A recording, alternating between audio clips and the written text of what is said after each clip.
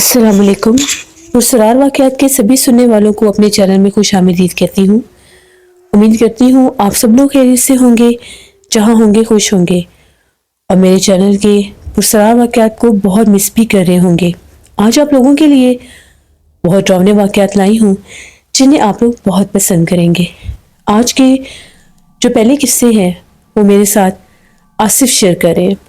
آصف کہتے ہیں میں بھیرا کا رہنے والا ہوں. آج آپ کے ساتھ اپنی زندگی کی خوفناک کہانی شیئر کرنا چاہتا ہوں. میں ایک مکینک ہوں. میں ایک ورک شاپ پر کام بھی کرتا ہوں. پہلے میں وہاں پر مکینک تھا، بعد میں پھر کام سیکھ کر میں نے اپنی ورک شاپ بھی بنا لی. یہ تب کی بات ہے جب میں مکینک ہوتا تھا. آج سے 15 سال پرانی بات ہے. ہم لوگوں کی جو ورک شاپ تھی وہاں پر گاڑیاں، موٹر سائیکل یہ سبھی ٹھیک ہونے کے لیے آتے تھے.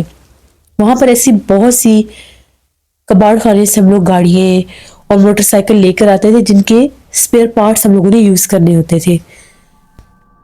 ہم لوگوں کی ورک شاپ کے پیچھے ایک اور حصہ تھا جہاں پر وہ سارا کباڑ کا سامان ہوتا تھا، جن میں موٹر سائیکلیں بھی ہوتی تھیں، گاڑیاں بھی ہوتی تھیں، ایسی بہت سی خراب چیزیں ہوتی تھیں. اسی طرح سے ہم لوگ کام کر رہے تھے. گرمیوں کا موسم تھا، دوپہر کا ٹائم تھا، تو میں اپنے استاد کے ساتھ ایک گاڑی ٹھیک کر رہا تھا. اس کے لیے ہمیں کچھ سامان چاہیے تھا. استاد نے مجھے کہا کہ جاؤ پچھلے حصے میں جاؤ اور وہاں پر فلاں فلاں کلر کی گاڑی ہے، اس میں سے یہ سپیئر پارٹ نکال کر لاؤ. میں نے کہا کہ ٹھیک ہے. میں پہلے بھی جاتا رہتا تھا وہاں پر. جیسے میں وہاں پر اندر داخل ہوا، وہ جو والا حصہ تھا وہ تھوڑا آگے کر کے تھا ورک شاپ سے، یعنی تقریباً 2-3 منٹ لگتے تھے وہاں پر جاتے جاتے.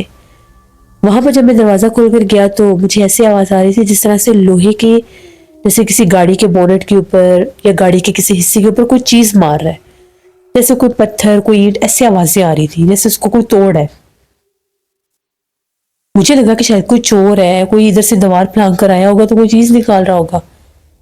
میں نے اس کو آواز نہیں دی کہ اس کو پتہ نہ لگ جائے. وہ جو بھی جس طرح سے مجھے آوازیں آ رہی تھی میں اس طرف بڑھنے لگ گیا. وہ آگے درختوں میں کچھ گاڑیاں کھڑی تھی، وہاں سے آوازیں آ رہی تھی.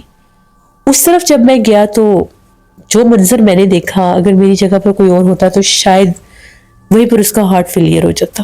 میں نے کیا دیکھا؟ ایک بوڑھی ضعیف عورت تھی. پہلے مجھے مہندی والے کلر کے بال نظر آئے. میں تھوڑا سا آگے ہوا، مجھے سمجھ میں نہیں آ رہا تھا یہ ہے کیا. بکھرے ہوئے، الجھے ہوئے بال. آگے ہو کر دیکھا ایک بوڑھی عورت تھی، ہاتھ کانپ رہے تھے. اس کے ہاتھ میں ایک بلی تھی، براؤن کلر کی بلی تھی، خاصی بڑی بلی تھی. اس بلی کو پتہ نہیں بلی مری ہوئی تھی یا اس نے مار دی تھی. وہ ایک گاڑی کے جیسے بیٹھ کے گاڑی کا جو دروازہ ہوتا ہے فرنٹ والا، اس کے اوپر مار رہی تھی، زور زور سے پٹخ رہی تھی. میں نے جب اس عورت کو دیکھا، بوڑھی عورت کو، میں نے کہا کون ہے تم؟ یہ کیا کر رہی ہو اماں؟ میرے منہ سے یہ بے ساختہ نکلا. اس نے جب میری طرف چہرہ کیا، پورا جسم جھریوں سے بھرا ہوا تھا، ہاتھ، سر، بال، چہرہ بیچ میں سے جوان تھا. خوفناک ترین چہرہ تھا، اتنا کالا تھا، سرخ آنکھیں اور سرخ رنگ کی زبان اور لمبے لمبے دانت. یہ دوپہر کا منظر ہے جو میں نے اپنی آنکھوں سے دیکھا. میری چیخیں نکلی. میں شور مچاتا بھاگا واپس. میں نے جا کے شور مچا دیا کہ ادھر جہاں پر وہ ورک شاپ کا حصہ ہے وہاں پر کچھ جنات ہے، چڑیل ہے، جو بلا ہے، میں نے وہاں پر کچھ دیکھا ہے. اب اور بھی مکینک وہاں پر تھے. وہ لوگ مجھے کہنے لگے کہ کیا ہمیں دکھاؤ. استاد بھی گاڑی سے نیچے سے باہر نکلا. ہم لوگ بھاگے اس طرف. وہاں جا کر جب ہم لوگوں نے دیکھا، بلی ایسے جیسے چیر پھاڑ کر اس کو ایک ایک حصہ اس کا الگ کیا گیا. وہ بوڑھی عورت وہاں سے غائب تھی. اس کے قریب جب جانے لگے تو استاد نے منع کیا، پاس نہ جاؤ، یہ کسی انسان کا کام نہیں، جنات ہے، پیچھے ہٹ جاؤ، اس جگہ کو چھوڑ دو فی الحال. ہم لوگ وہاں سے واپس آ گئے. شام تک اس حصے سے عجیب و غریب آوازیں آتی رہی. ایسی آوازیں تھی جیسے گاڑی کو کوئی توڑ ہے، کوئی لوہے کی آواز آنا، کسی عورت کی آواز آنا، کسی مرد تک کی بھی آواز ہم نے سنی. 4-5 دن گزر گئے، ہم لوگ اس سائڈ پر گئے ہی نہیں. 4-5 دن کے بعد ڈر تو بڑا لگتا تھا. ایک دوپہر کا ٹائم تھا. ایک موٹر سائیکل والا آیا میرے پاس، کہتا ہے کہ میں نے موٹر سائیکل ٹھیک کروانا ہے. مجھے اس کے لیے کچھ وائرز چاہیے تھی. وہ وائر اس طرف تھی. مجھے ڈر لگ رہا تھا. میں نے اس سے کہا کہ شام کو ٹھیک کر دوں گا. شام کو باقی مکینک لڑکے آ جاتے تھے تو مجھے یہ تھا کہ ان کے ساتھ جا کر لے آؤں گا. شام ہوگی، وہ پھر دوبارہ آیا. میں نے وہاں سے ایک لڑکے کو اپنے ساتھ لیا کہ آؤ ذرا ادھر سے وائرس لے کر آنی ہے. ہم نے استاد کو بتایا. ہم لوگ وائرس لینے چلے گئے. جیسے ہم لوگ اس طرف گئے، ہم لوگ ایک پرانے بائک سے وائر نکال رہے تھے، ہم لوگوں نے باقاعدہ دیکھا ان درختوں میں ایک آدمی تھا سر سے گنجا، ایسے لگ رہا تھا اس نے جسم پر بھی کوئی لباس نہیں پہنا، اس کا اتنا خوفناک حلیہ تھا جیسے کوئی ڈھانچہ سا ہوتا ہے، لمبا، بہت لمبا، درخت جتنا لمبا۔ ہم لوگ وہاں سے وہ وائر نکال رہے تو ہمیں اس طرف سے جیسے کسی مرد کے بولنے کی آواز آئی، ہم نے دیکھا تو وہ ڈھانچہ نما آدمی سامنے آ گیا۔ ہم لوگ پھر بھاگے وہاں سے، ہم لوگ ڈر گئے، وہ مکینک بھی، وہ آدمی بھی ڈر گیا جو ٹھیک کروانے آیا تھا، اس نے اپنا بائک لیا، وہ نکل گیا وہاں سے۔ اس کے بعد ہم لوگ اس طرف نہیں گئے، جگہ کو بند کر دیا، خوف اتنا آتا تھا، اس طرف سے آوازیں آتی تھی۔ استاد ایک عامل کو لے کر آئے، اس نے کہا کہ یہاں پر بہت سخت جنات ہیں، وہ اتنے زیادہ تعداد میں، ان کا پورا خاندان کہہ لو یہاں پر آباد ہے، تو یہاں پر اس طرف آنا جانا بند کر دو، اور غلطی سے بھی ان گاڑیوں کو نہ چھیڑنا جو ان درختوں کے نیچے کھڑی ہے، ان پہ وہ رہتے ہیں، انہی میں ان کا گھر ہے، بچے ہیں ان کے، اگر ان کو ہلاؤ جلاؤ گے، چھیڑو گے تو وہ جان سے مار دیں گے تم لوگوں کو۔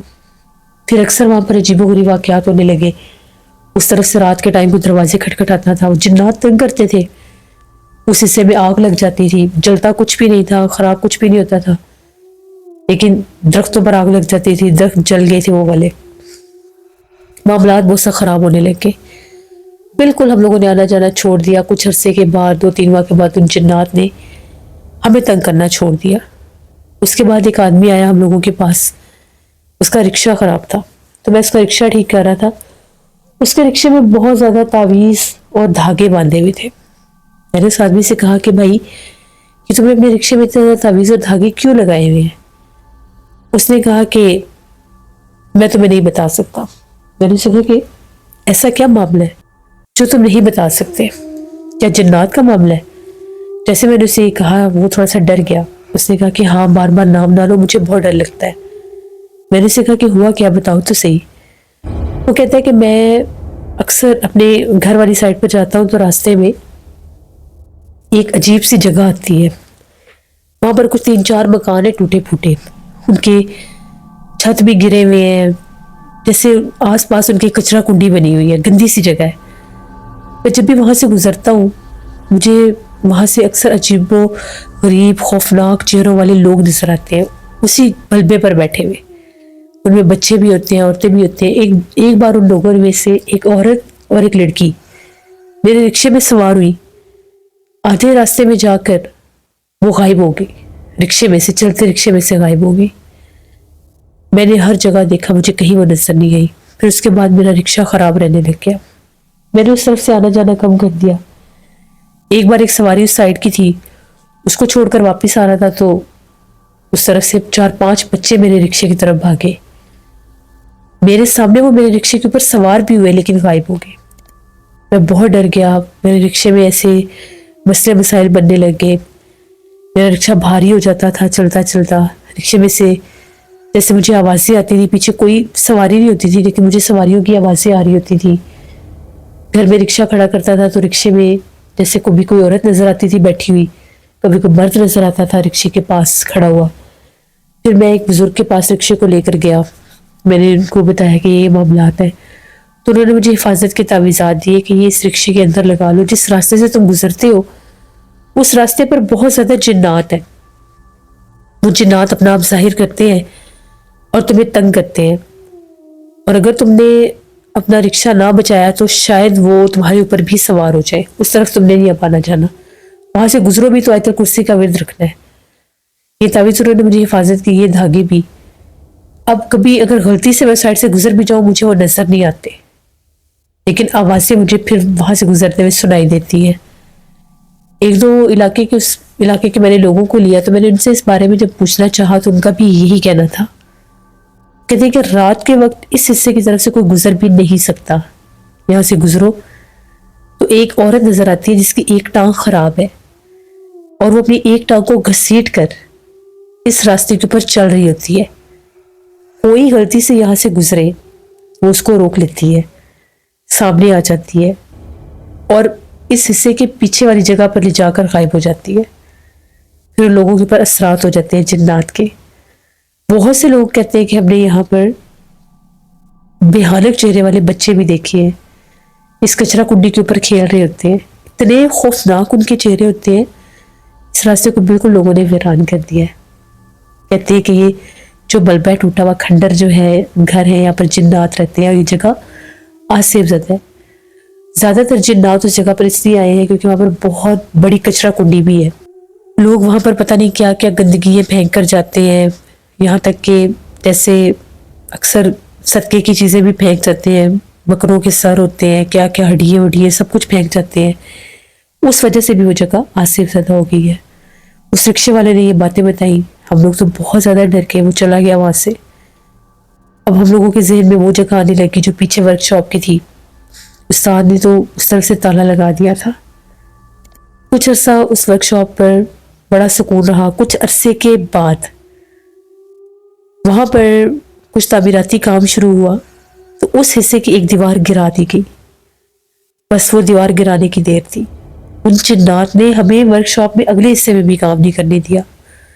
رات بھر ورک شاپ کے آس پاس سے رونے کی آوازیں آتی تھی. سڑک کے اوپر ورک شاپ تھی اور کوئی گاڑی گزرتی تھی تو رکتی نہیں تھی.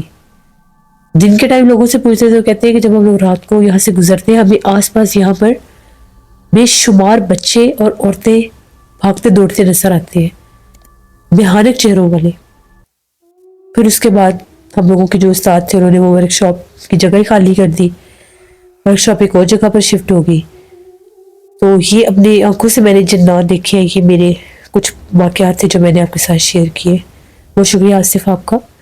جیسے یہ بات بالکل ٹھیک ہے، جنات کا جہاں پر بسیرا ہوتا ہے وہ اپنا آپ ظاہر کرتے ہیں، اور کچھ جنات ایسے ہوتے ہیں کہ وہ دن کے ٹائم میں اپنا آپ ظاہر کرتے ہیں. ضروری نہیں کہ ان کو رات کا اندھیرا ہی درکار ہو. بہت اچھی بات ہے کہ جب آپ لوگوں کو پتہ چل جائے کہ ایک جگہ پر اثرات ہیں تو ان جگہوں سے پیچھے ہٹ جانا چاہیے. یہ تھی آج کے پرسرار واقعات کے ایپیسوڈ. اپنا فیڈ بیک ضرور دیجیے گا. انشاءاللہ یہاں پر بھی میں رمضان شریف کے بعد ریگولر سٹوریز دیا کروں گی. تو جو لوگ چینل کو وزٹ کر رہے ہیں، سبسکرائب کر رہے ہیں، ان لوگوں کا بہت بہت شکریہ. ایسے مجھے سپورٹ کرتے رہیں. آپ لوگ بھی اپنے پرسرار واقعات شیئر کر سکتے ہیں ڈسکرپشن باکس میں دیے گئے ای میل آئی ڈی nusheer57@gmail.com پر. اس کے علاوہ آپ لوگ مجھے کمنٹ باکس میں بھی سٹوری شیئر کر سکتے ہیں. اپنا بہت سا خیال رکھیے گا. اپنی ڈھیروں دعاؤں میں مجھے، میری فیملی، میرے پورے پاکستان کو یاد رکھیے گا. Thank you for listening my stories. Stay tuned. اللہ حافظ.